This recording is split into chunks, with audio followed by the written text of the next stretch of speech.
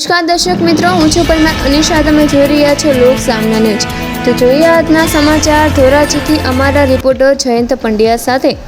ધોરાજીમાં પતિના અવસાન બાદ પુત્રવધૂનું મુંડન કરાવવાના ચર્ચાસ્પદ પ્રકરણમાં ભારત જન વિજ્ઞાન જાથાએ પોતાની તપાસ પૂર્ણ કરી છે.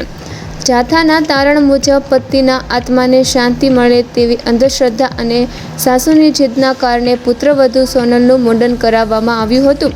જાથાએ રાજકોટ અને ધોરાજીમાં બંને પક્ષોની રૂબરૂ મુલાકાત લઈને તપાસ હાથ ધરી હતી.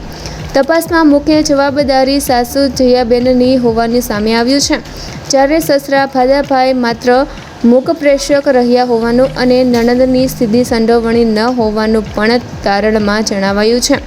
જાથાના જણાવ્યા મુજબ સમગ્ર વિવાદ પાછળ મિલકતનો મુદ્દો પણ મહત્વનો છે.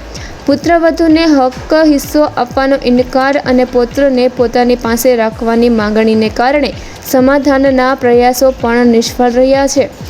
જાથાએ આ ઘટનાને મહિલા પરનો અત્યાચાર, કુરિવાજ અને અંધશ્રદ્ધાનું ગંભીર ઉદાહરણ ગણાવી ભવિષ્યમાં આવી પ્રથાઓનો સંપૂર્ણ ત્યાગ કરવા સમાજને અપીલ કરી છે. તપાસ દરમિયાન સાસુ જયાબેન, સસરા ભાદાભાઈ અને નણંદ નિમિષાબેન જાથા સમક્ષ જાહેરમાં પોતાની ભૂલ સ્વીકારી માફી માંગી હતી અને ભવિષ્યમાં આવી ઘટના ફરી નહીં બને તેવી ખાતરી પણ આપી હતી. જાથાએ સ્પષ્ટ કર્યું કે કોઈપણ મહિલાનું મુંડન કરાવવું માનવ ગૌરવ વિરુદ્ધ છે અને સમાજે આવી અંધશ્રદ્ધા તથા કુરિવાજો સામે જાગૃત બને તેનો સખત વિરોધ કરવો જોઈએ.